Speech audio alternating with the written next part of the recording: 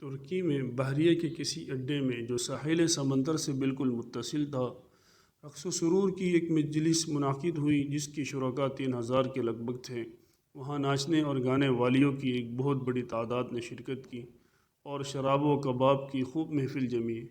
ایک فنکشن کے لیے اسرائیل سے خصوصی طور پر یہودی ناچنے اور گانے والی لڑکیاں درآمد کی گئی جو انتہائی بے حیا تھی۔ فنکشن میں 30 سے زائد ترکی جرنیل شریک تھے۔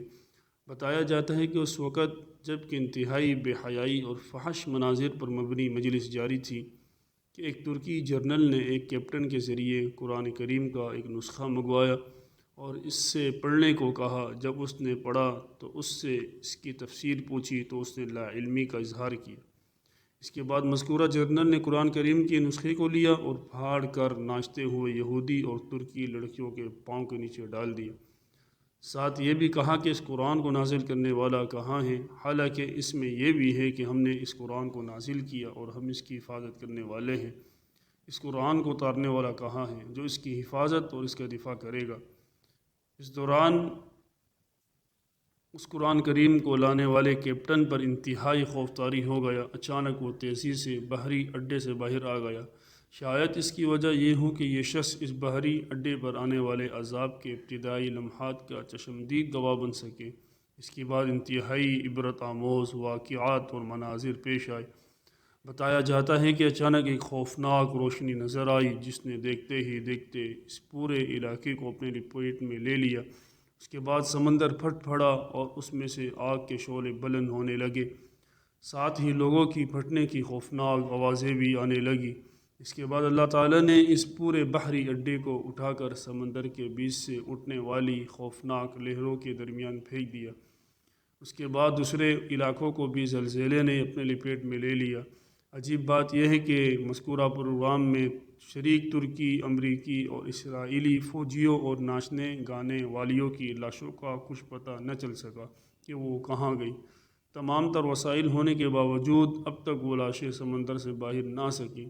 قرآن کریم کی بے حرمتی کر کے ان لوگوں نے اللہ تعالیٰ کی غیرت کو للکارا تو اللہ تعالیٰ نے انتقام لے لیا۔ ہے کوئی نصیحت حاصل کرنے والا؟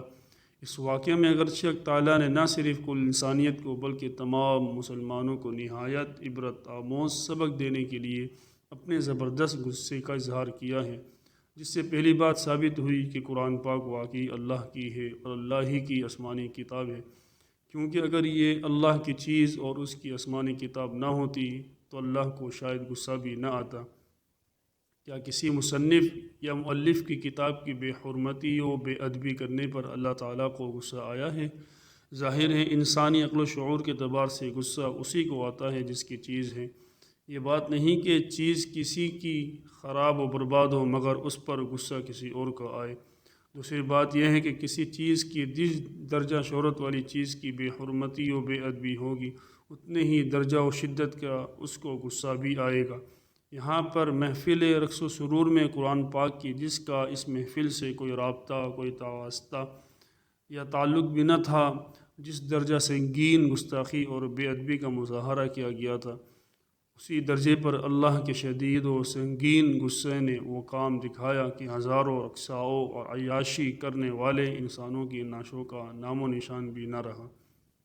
اسی لیے کہتے ہیں پیارے دوستو، شاعر اسلام کا کبھی بھی کسی بھی جگہ پر کسی قسم کی کوئی گستاخی نہ کرے۔ اللہ رب العزت یہ چیز بالکل برداشت نہیں کرتے۔